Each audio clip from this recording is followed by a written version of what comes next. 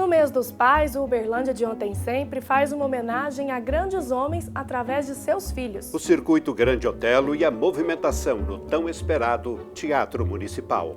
E no Papo Gerais desta semana, Celso Machado entrevista o prefeito Gilmar Machado. Mais história, memória e cultura de nossa cidade. Não saia daí, Uberlândia de Ontem Sempre está só começando.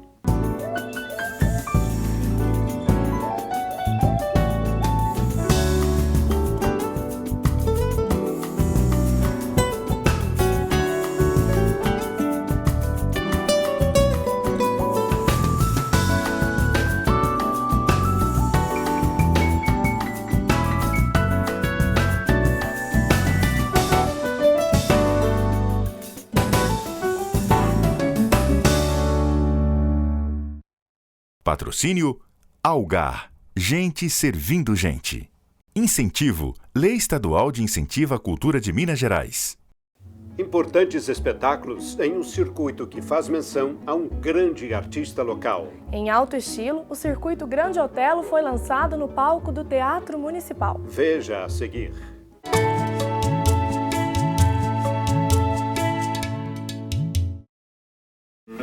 Morro estava em festa quando alguém caiu. Grande Otelo é um artista uberlandense e nós gostaríamos muito de homenageá-lo. E foi a forma que nós encontramos, colocando o nome dele no circuito. Bom, primeiramente o Circuito Grande Otelo, ele começou como projeto Conexão Brasil, grandes espetáculos para a formação de grandes plateias. Como o nome já diz, ele foi criado com a intenção de criar grandes plateias e trazer para Uberlândia grandes espetáculos para que isso pudesse acontecer. O projeto ele foi criado visando a ocupação do Teatro Municipal, porque com a inauguração do teatro, nós teríamos estrutura para poder receber esses grandes espetáculos. O Circuito Grande Otelo foi a primeira demanda, né, de ocupação do teatro e uma demanda que surgiu antes mesmo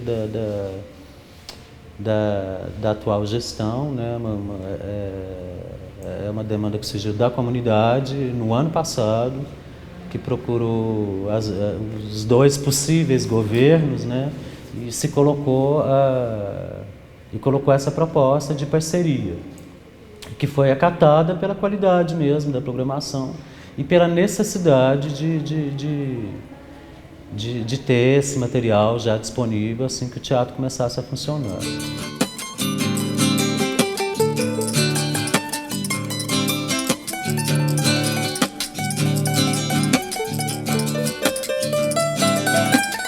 Eu acho que é bacana receber como a primeira grande montagem, a primeira grande apresentação no teatro,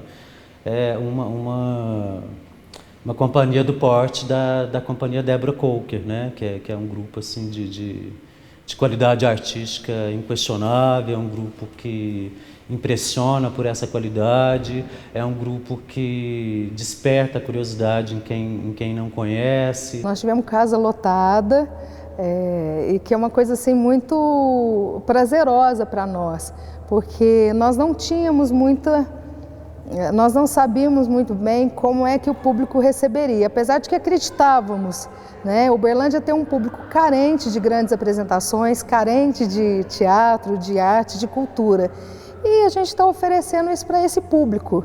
E o público vem. Nós tivemos ônibus, vans que vieram trazer pessoas das cidades vizinhas. Então, com isso, a gente está movimentando para que Uberlândia também seja reconhecida e que tenha esse cenário, né, no turismo cultural.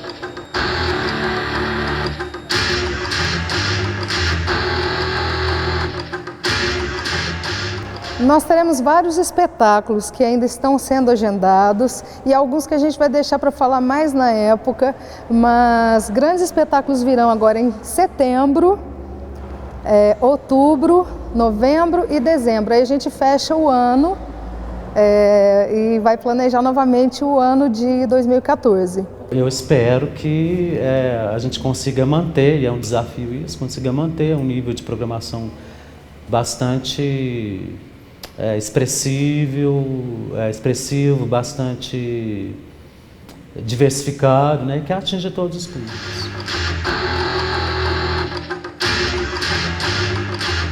Eu acredito que um espaço desse porte ele pode se colocar como um divisor de águas, né, na cena da cultura local, porque são novas referências, novas possibilidades, né? As pessoas aprendem muito no banco da plateia, algumas montagens trazem oficinas, né? Então tudo isso eu acho que vai trazer novas referências.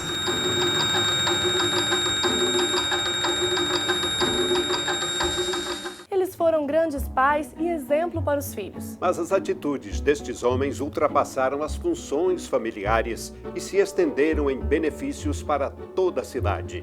No mês dos pais, o Uberlândia de Ontem e Sempre faz uma homenagem a eles. Confira.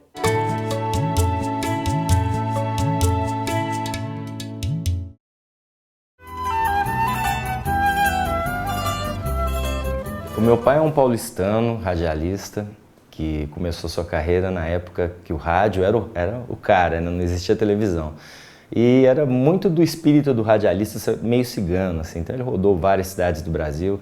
Quando chegou a televisão, ele também foi um dos pioneiros na TV e foi implantar a televisão em Recife. Era uma época antes das grandes redes, antes do videotape, então tudo era feito ao vivo. Então as emissoras tinham que montar suas equipes de teleteatro, como eles chamavam, né, que fazia parte de dramaturgia. E o meu pai era redator, era diretor, era locutor, era radioator, fez um monte de coisas nessa área, até que numa dessas andanças ele veio parar em Uberlândia, a convite de um amigo radialista, onde ele realmente fincou seus alicerces e nunca mais deixou, ficou aqui até morrer. Ele chegou a convite do Ari de Castro Santos para trabalhar na Rádio Educadora, com o Sérgio Martinelli. Depois, como ele também escrevia, era redator e já tinha feito algumas coisas para jornal, ele acabou entrando no Correio de Uberlândia, depois no jornal Triângulo, depois voltou para o Correio de Uberlândia. E em jornal ele fez tudo aqui, desde de reportagem até edição, chegou a dirigir jornais, chegou a vender anúncio, fez de tudo. Bom, eu herdei muito dele e da minha mãe também, na parte até genética, hereditária da coisa, né? É quase um determinismo biológico que eu tenha caído numa área muito parecida, né? Onde eu trabalho com voz, onde eu trabalho com roteiro e tal. A grande lição que meu pai me deu foi de honestidade, de profissionalismo e de ter um objetivo de vida que eu acho muito bonito e que hoje em dia está muito perdido nessa era materialista, assim. Que ele dizia sempre que o sonho dele não era morrer rico, era ser reconhecido como um profissional, como uma pessoa íntegra e virar nome de rua. Ele ainda brincava assim: eu vou ficar feliz se eu virar nome de rua, não interessa eu deixar um patrimônio financeiro.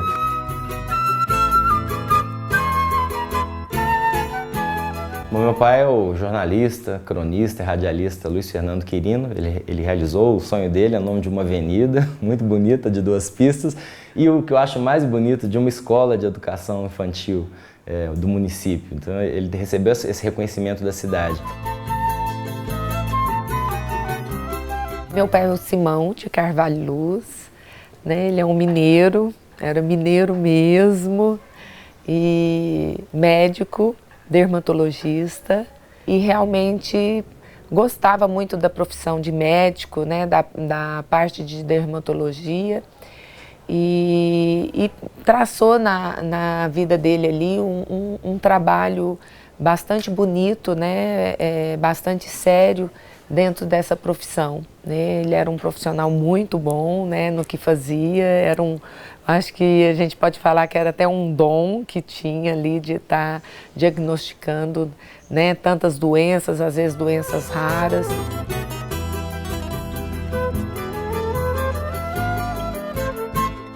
Aqui na região foi a pessoa que começou o trabalho com as pessoas portadoras de hanseníase, né?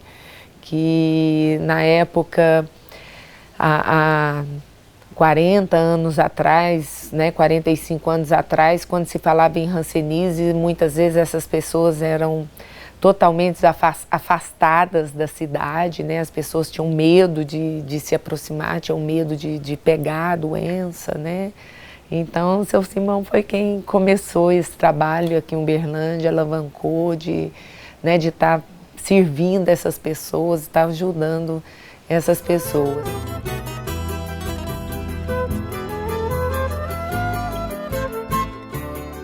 A gente, quando é pequeno, o nosso pai é o nosso herói. Então, é aquele que sabe tudo, é aquele que nos acompanha, que nos defende, é verdadeiramente o grande paizão, o herói. Aí depois, quando a gente cresce, chega aí, sei lá, seus 16, 18 anos, o pai já começa a ser aquele cara careta, fica fiscalizando que hora que a gente vai chegar, não dá a mesada que a gente quer. Então já começa a ser aquela luta entre o filho e o pai. E com o passar do tempo, chega uma certa época que lá com os 40, 50 anos a gente lembra do pai e fala assim, meu pai era um sábio, né? Olha quantas coisas que a gente passou com o pai.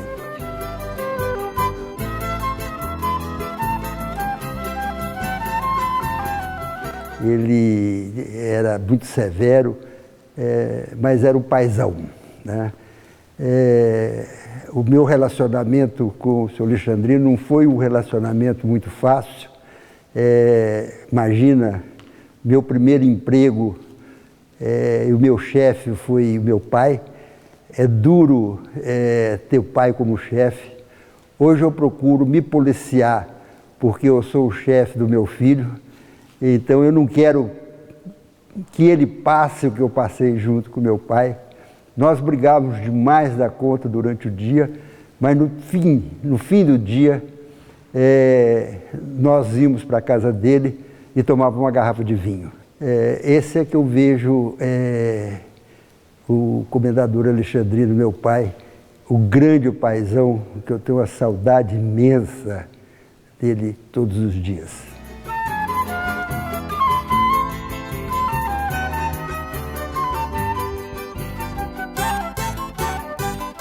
Meu pai, ele é de Uberlândia, né? Nasceu aqui e ele formou-se em Direito, né?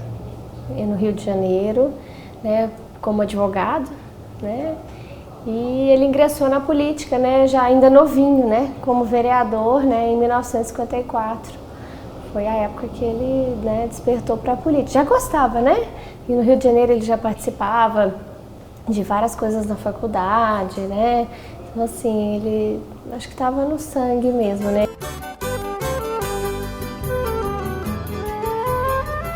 Ele trouxe tantos recursos, né? Tanto para rodovias, como para bairros aqui, para bairros como Luizotti, como para o Distrito Industrial. E ele foi um dos que, né, ajudou a federalização da Universidade de Uberlândia, né? Que acho que foi um marco, né, para Uberlândia, a federalização da universidade. Apesar de estar sempre viajando, né, pela região, trazendo recurso, não só para Uberlândia, como para o Triângulo, para Minas, né? Ele sempre preocupado com a família, né? Em atender, em suprir, em fazer as coisas, né?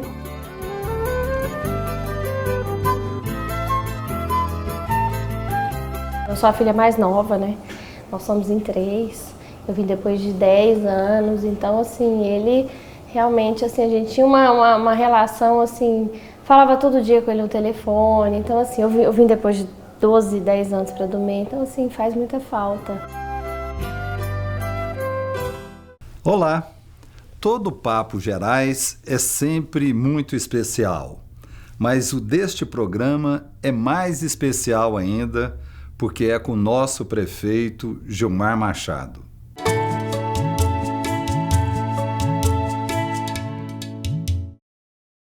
Gilmar, muito obrigado por te receber aqui, viu? Eu que agradeço. E nós queremos registrar um pouco mais da sua história de vida. Pois é. Gilmar, você é muito modesto, mas você nasceu em Cascalho Rico? Cascalho Rico, no início dos anos 60, mais precisamente em 61. E por que você foi escolher logo nascer em Cascalho Rico?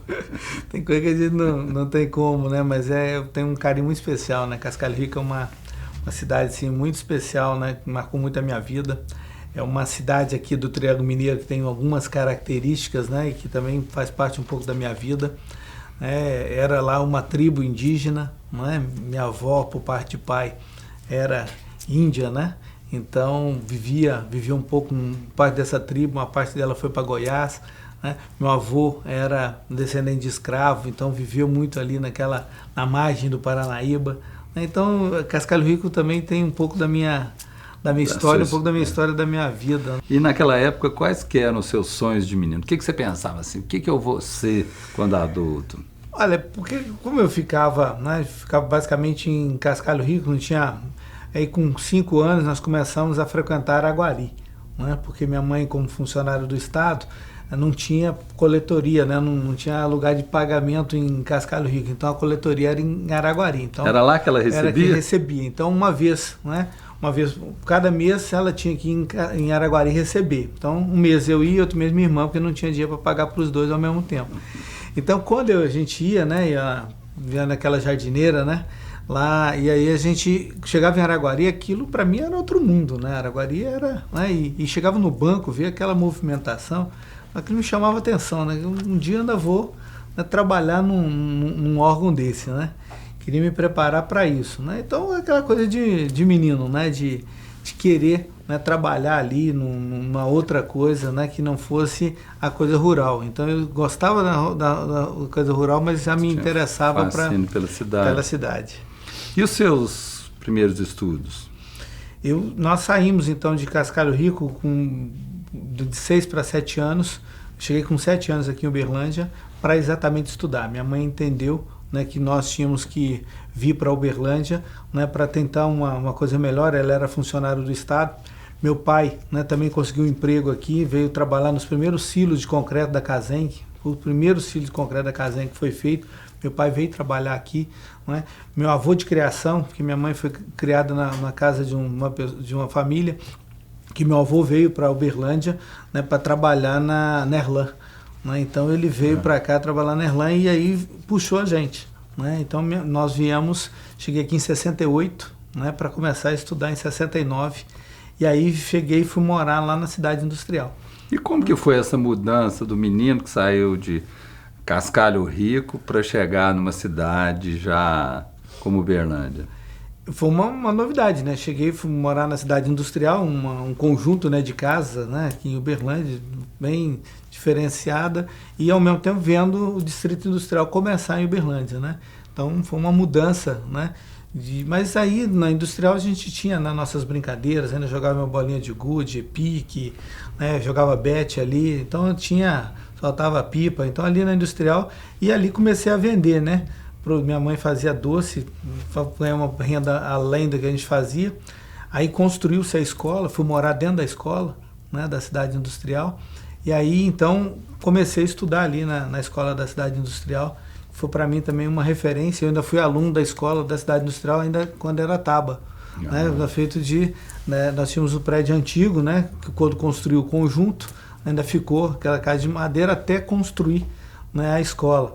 Então, aí, quando em 1970 foi inaugurada, Rondon era governador do estado, João Pedro e Homero eram os deputados, porque meu avô em Cascalho Rico, né, fazia, minha mãe inclusive, na época, como dizia, votava na marmita, né, já vinha a marmita pronta, João Pedro e Homero, né.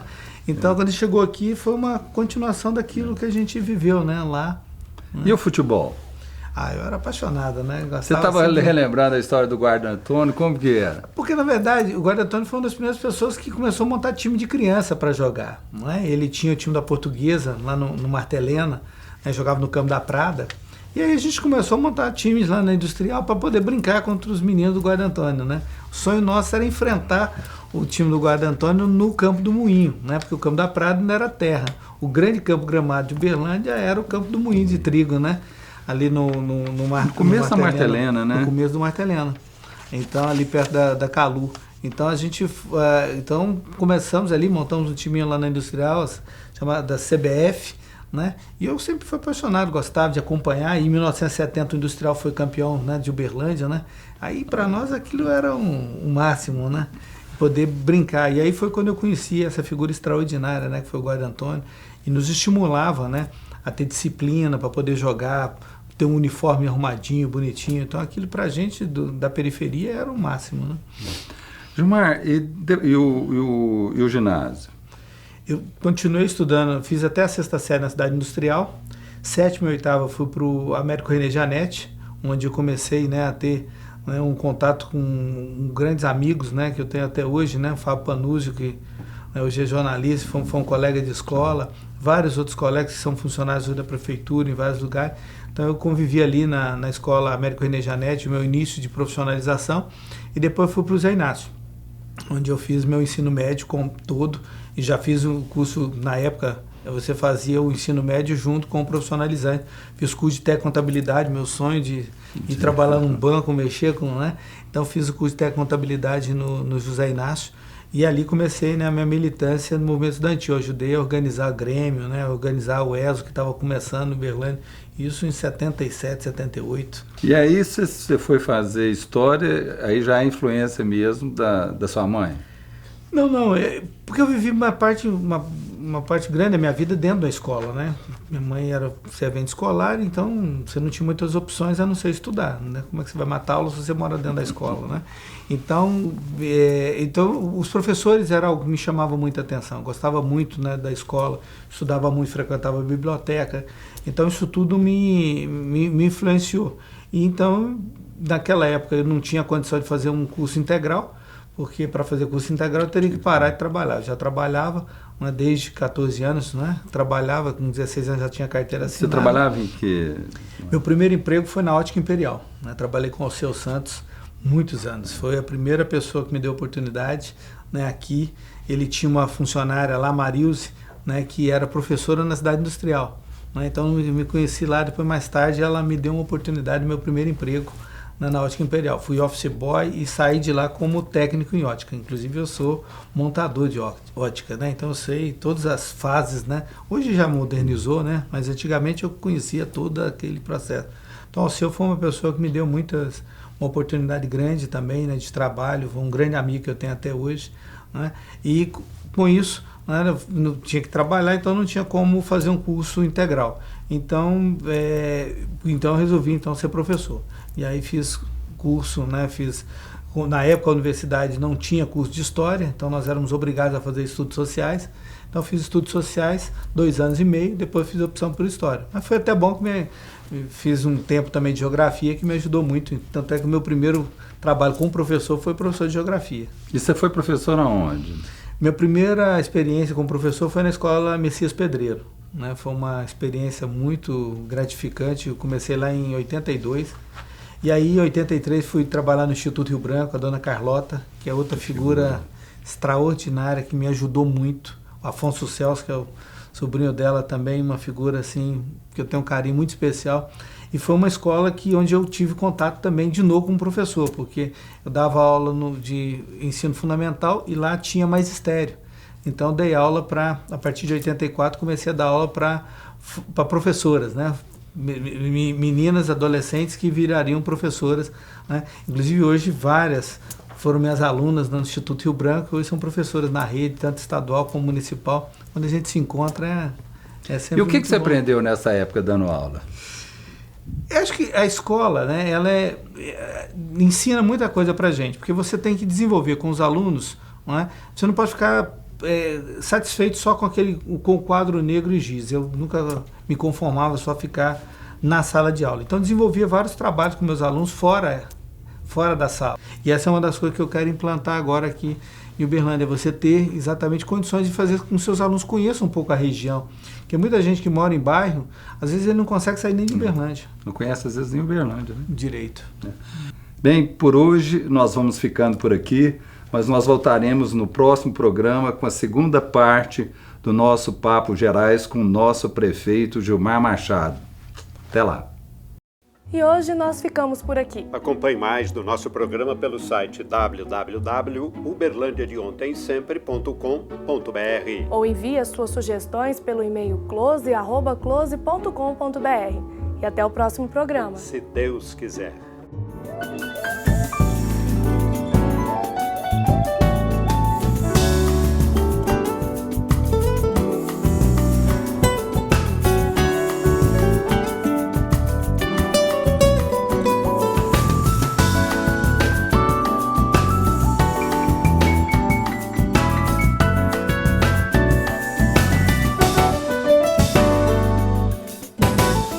Patrocínio Algar. Gente servindo gente.